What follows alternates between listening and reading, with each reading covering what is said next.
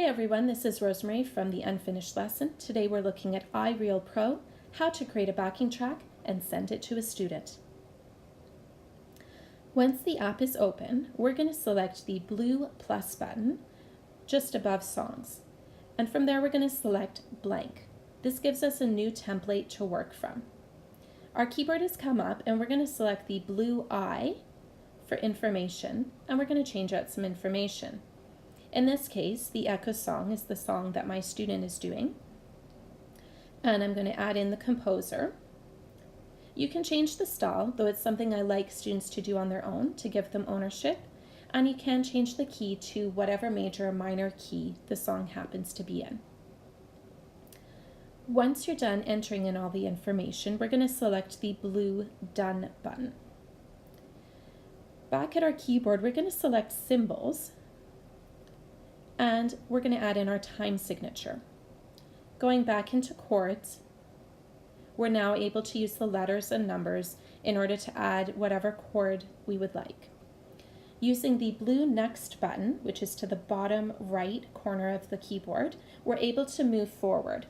Think of the flashing gray box as one beat for each measure. And you'll notice I'm adding in measure lines.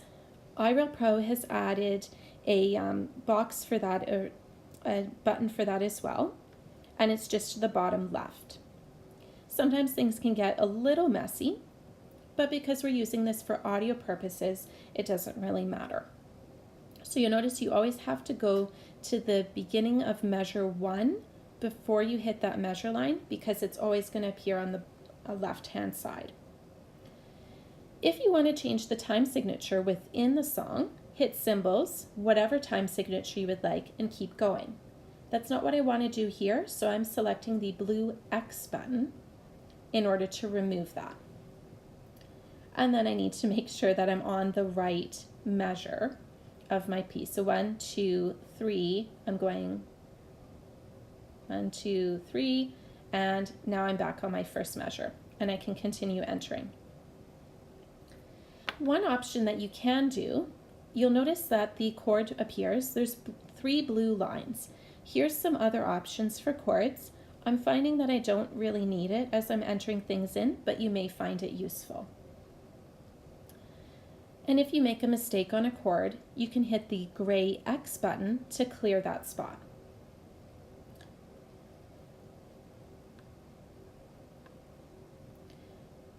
Once you're at the end of the song, hit Symbols, and there's a few end lines. I don't like that that one was at a new line, so I'm going back, 1, 2, 3, and then in Symbols, choosing the end line that I would like. And I hit the Save button. So here I have my chord chart, and I can do a few other things with it that will make it easier for my student. The first thing that I want to do is I want to take out the repeat sign. So I'm going to hit the 3x and bring that down to 1. The next thing that I want to do is I want to take a look at the tempo. So there's a metronome. You have a few options. You can tap the screen and it will let you know approximately what your tempo is. You can use the blue slide at the bottom, or you can use the minus and plus buttons in order to change things up. Tapping away from it takes you away from tempo. The other thing is there's a mixer, and it's the 3 lines at the bottom just below metronome. I like taking a little bit of the piano out so that my students' piano playing will come out more. And then you can lastly check on style. So there's lots of jazz styles, Latin, and pop. If you press the down arrow to the right of any of them, it'll show you what the options are, and then pressing that arrow up will close that section off.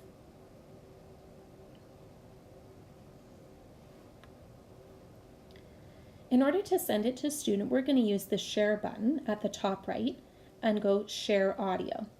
I like using the WAV files because they're the most common. Once it's ready to export, it'll come up with a few options. I like to airdrop it directly to my student's device, where it will choose the app that works best, or you can mail or text it. Be sure to check that it works on your student's device. Thanks for watching. If you have any suggestions or questions, be sure to leave them in the comment box below.